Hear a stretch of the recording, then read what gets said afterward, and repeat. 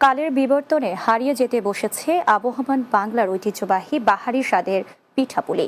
স্বদেশি নানা পিঠার শিল্পকে সবার মাঝে নতুন আঙ্গিকে পরিচয় করিয়ে দিতে রাজধানীতে অনুষ্ঠিত হল টমি মিয়াস পিঠা প্রতিযোগিতা 2025-এর ফাইনাল রাউন্ড। অনুষ্ঠানে চূড়ান্ত বিজয়ী 3 পিঠা শিল্পীকে পুরস্কৃত করা হয়। এমন আয়োজন আরও ছড়িয়ে দেওয়ার আহ্বান সংশ্লিষ্টদের। মাহমুদুল হাসানের প্রতিবেদনে বিস্তারিত। মাঘের শীতের হিমেল আমেজে রাজধানীর বুকে পিঠাপুলির প্রাণবন্ত আয়োজন। দেশীয় পিঠার ঐতিহ্য তুলে ধরতে টমি মিয়া হসপিটালিটি ম্যানেজমেন্ট ইনস্টিটিউটের আয়োজনে এই পিঠা প্রতিযোগিতা।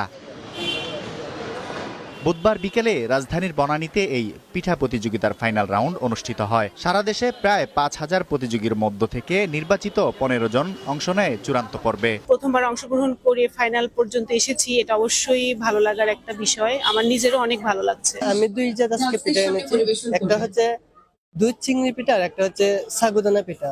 এই পিঠাগুলো আমি আমার মার কাছ থেকে শিখেছি। আয়োজনে বাড়তি শোভা যোগ করে টমি মিয়া হসপিটালিটি ম্যানেজমেন্ট ইনস্টিটিউটের প্রতিষ্ঠাতা আন্তর্জাতিক শেফ টমি মিয়ার উপস্থিতি। আজকে আমাদের প্রায় 5,000 অ্যাপ্লিকেশন আসছে সিন্স উই লঞ্চ অ্যানাউন্সড আগে। তো আজকে আমাদের ওই যে ওদেরকে we had heats around Bangladesh, ওখান থেকে চুজ করে 15 কন্টেস্টেন্ট আজকে আসছে ইন ফ্রন্ট অফ দ্য জাজিস। ওরা আজকে তারা ওই যে ডিসপ্লে করবে, এরপরে জাজিসরা টেস্ট করবে। প্রতিযোগিতায় বিচারক হিসেবে ছিলেন ডক্টর দিনাক সুহানি, নাহিদা ফেরদৌসি, শামিমারা মুন্নি, নার্গিস মজিদ লিমা, নাজিয়া তারিক। এ সময় বাংলা টিভির প্রোগ্রাম ডিরেক্টর দিনাক সুহানি বলেন, দেশীয় সংস্কৃতি এবং ঐতিহ্য ধরে রাখতে ভূমিকা পালন করে এমন পিঠা প্রতিযোগিতা। দেশে এবং দেশের বাহিরে এই আয়োজন ছড়িয়ে দিতে টমি মিয়ার প্রতি আহ্বান জানান।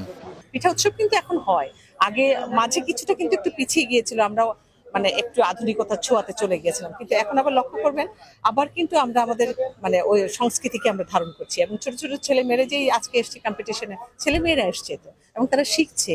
এবং পিঠা বানানো কিন্তু সহজ না, অনেক কঠিন একটা কাজ, সেটা তো করছে ওরা। এবং আমার ধারণা যে আমাদের ছেলে মেয়েরা নিজস্ব সংস্কৃতি কখনোই ভুলবে না। ফাইনাল রাউন্ডে 15 জন পিঠা শিল্পীর পিঠার স্বাদ পরখ করে দেখেন বিচারক বৃন্দ। সার্বিক পর্যালোচনা শেষে প্রথম, দ্বিতীয় ও তৃতীয় বিজয়ীর নাম ঘোষণা করা হয়। পরে পিঠা প্রতিযোগিতায় বিজয়ীদের হাতে পুরস্কার তুলে দেওয়া হয়। মাহমুদুল হাসান, বাংলা টিভি, ঢাকা। ইতালির রোম থেকে ঢাকাগামী বিমান বাংলাদেশ এয়ারলাইন্স